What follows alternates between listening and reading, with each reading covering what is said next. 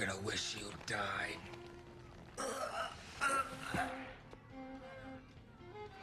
Ooh, ah, ow, ooh, ooh, ah, ah, ah.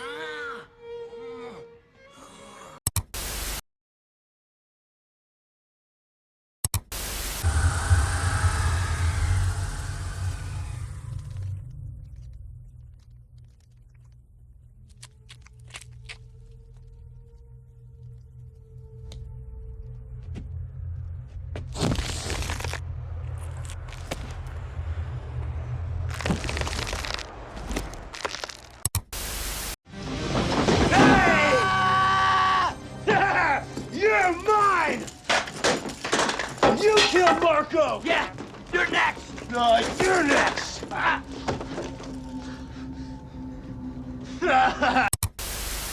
One thing about living in Santa Carla I never could stomach. All the damn vampires. Come on. Stupid thing.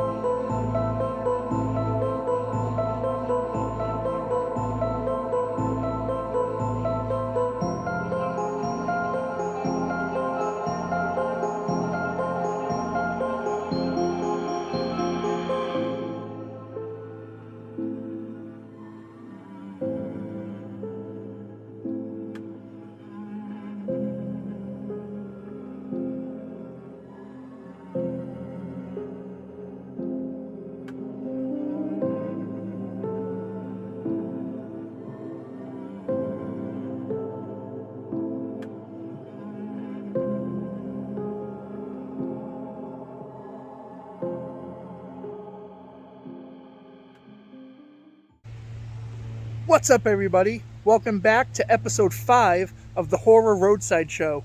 Today we are at the Chestnut Hill Cemetery in Rhode Island. Behind me is the grave, well, not grave, but the tomb of Mercy L. Brown. So in 1892, the body of 19-year-old Mercy Lena Brown was exhumed from a Baptist church in this cemetery in Exeter, Rhode Island. Right next to her is her sister Mary Olive. So this is the grave of George Brown. George Brown had 3 kids. Mercy Lena Brown, Mary Olive Brown, and Edward Brown. Right next to him is his wife, Mary, who died in 1883 from consumption, also known today as tuberculosis. And sitting right here, covered underneath all the shrubbery and branches, is the grave of Edwin Brown, the son of George. So in December of 1883, George's wife Eliza succumbed to her disease of consumption, also known as tuberculosis. 1 year later, her daughter, Mary Olive, suffered the same fate as her mother, Eliza, did. So in 1891, their son Edwin, who was a healthy 20-year-old boy, also contracted this horrific disease. His health was declining rapidly. And in order to find some sort of relief and some sort of cure, he moved to Colorado Springs to a sanitarium. He figured that the warmer weather would help cure him of this disease, consumption, or known as tuberculosis. So in 1892, Edwin returned home, only to find that his 19-year-old sister, Mercy Lena Brown, had been suffering from the same disease that her sister and her mother had died from, and Edwin had just returned from the sanitarium. And she was suffering for a few months, and she was at death's door. And in January 1892, Mercy Lena Brown died. The strange part of this story is that the locals in Exeter, Rhode Island, thought that George and his family were cursed. I mean, you're talking the 1890s, okay? A little bit after the Salem witch trials. So first there were witches, and now supposedly vampires. We're going to get into why they think they were vampires. So because they were the only family who were sick, and the locals thought that George and his family were cursed, even worse, they thought that the Brown family, women, were vampires. And that they were living off the life force of Edwin. And George was confronted by the locals. They wanted to exhume all the bodies.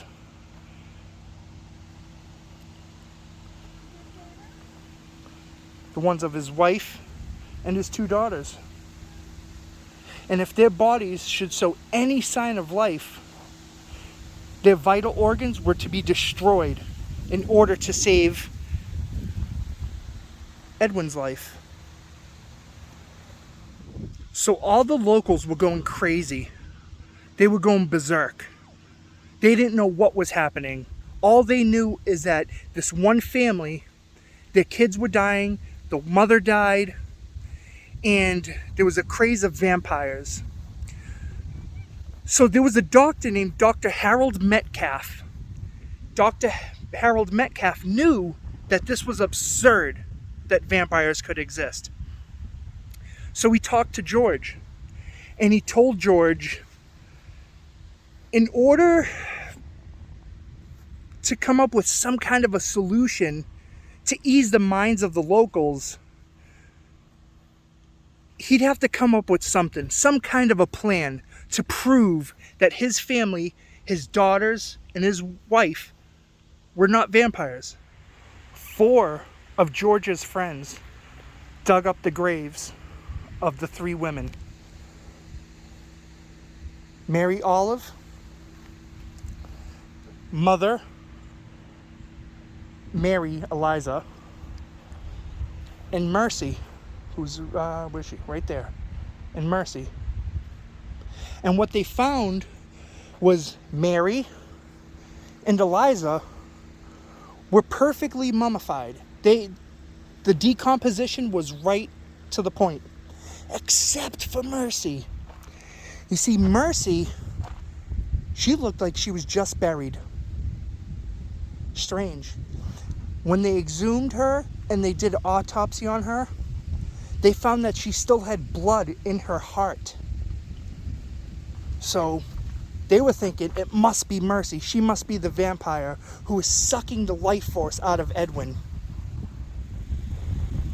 One of the main reasons why they thought Mercy was a vampire was because when she died, it was too cold to bury her body in the ground. So they put her corpse in this tomb.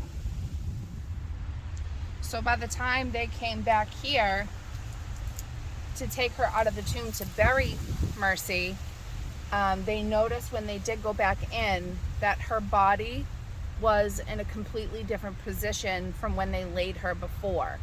And they did notice that her fingernails and her hair had grown longer since they've seen her. Which, of course, we know today that your hair and your nails do not grow after death.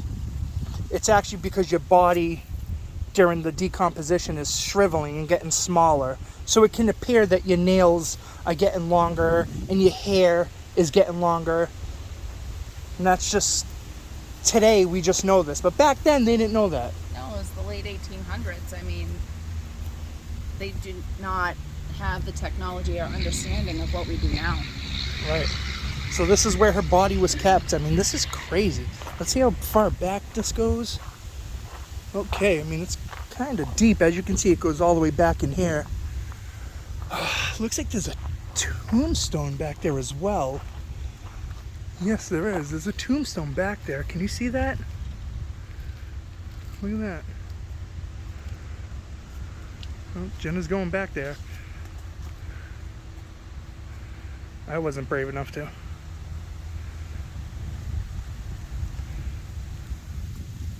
Does it say anything, babe? Susan?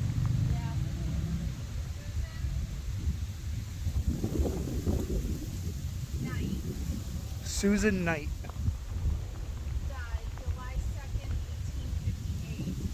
Died July 2nd, 1858. 51 years and 9 months. And back then, that was probably a good old age. That's so sad that she's back there by herself. I know.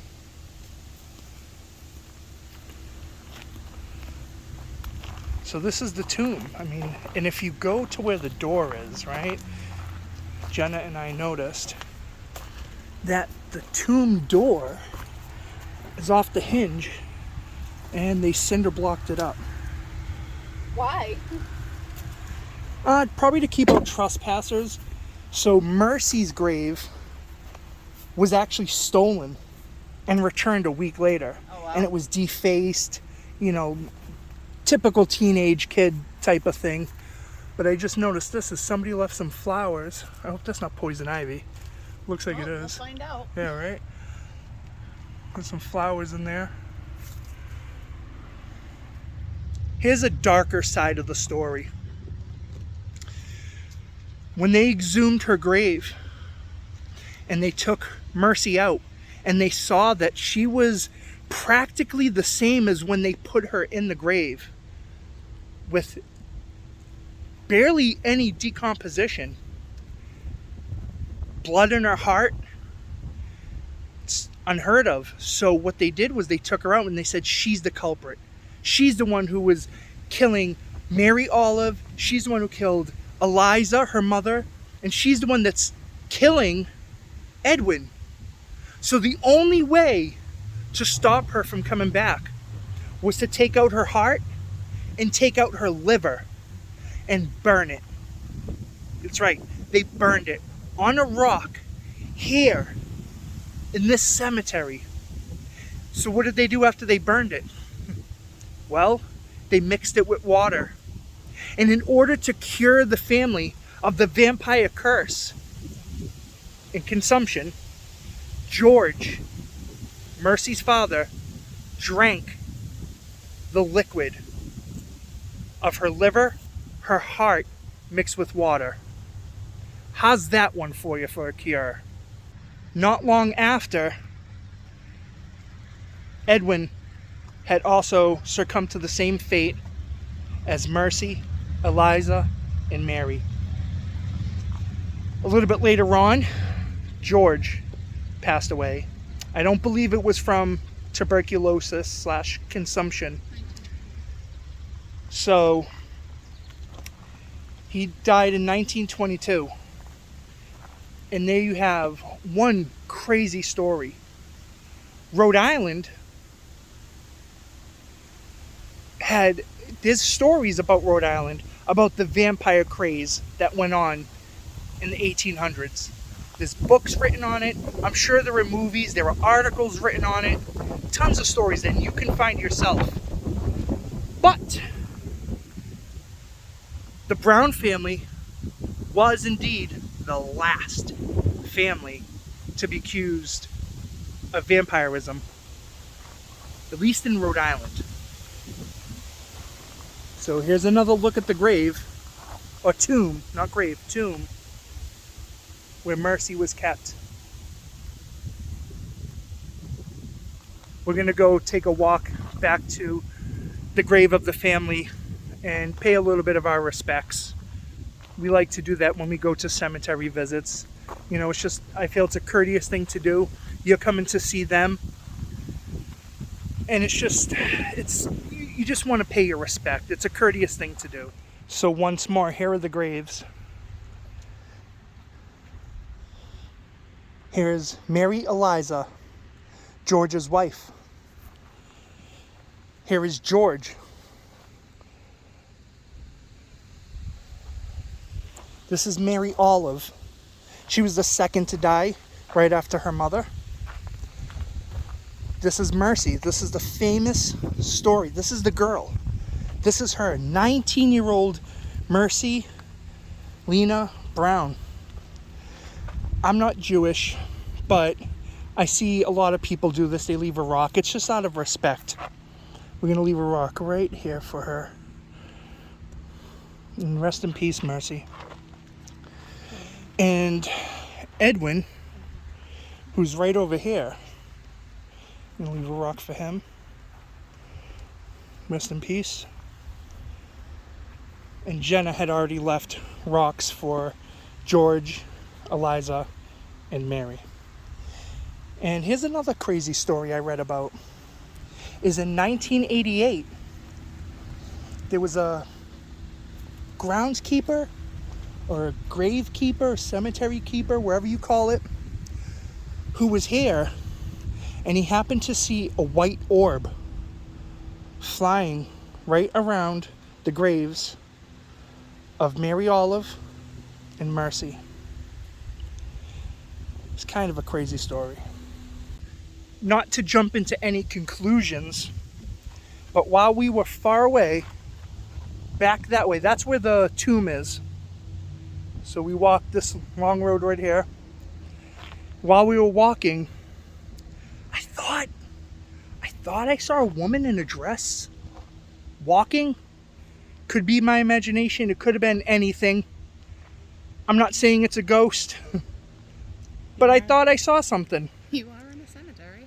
We are in a cemetery. I myself am a little sensitive to the paranormal. Jenna can attest to this.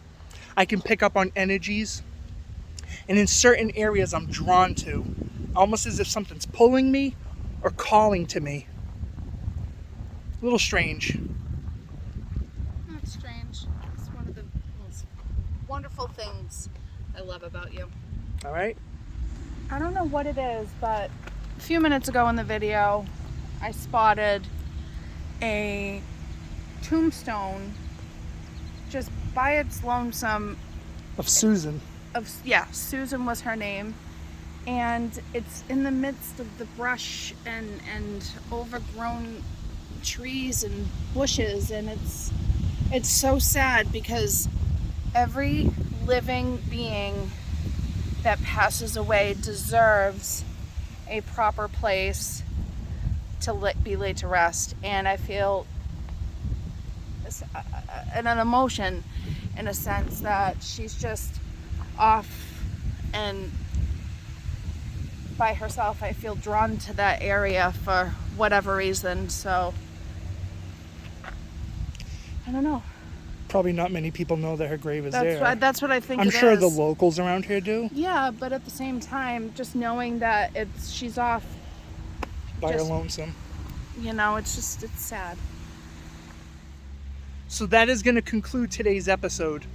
If you're new here, hit the subscribe button down below and make sure you dap up that like button. And I want you guys to leave a comment down below on what you think happened. Was she really a vampire? Some people believe it. I don't. Do you? I have an obsession with them, so I'm going to say yeah. She said they were. So that being said, thank you for joining us.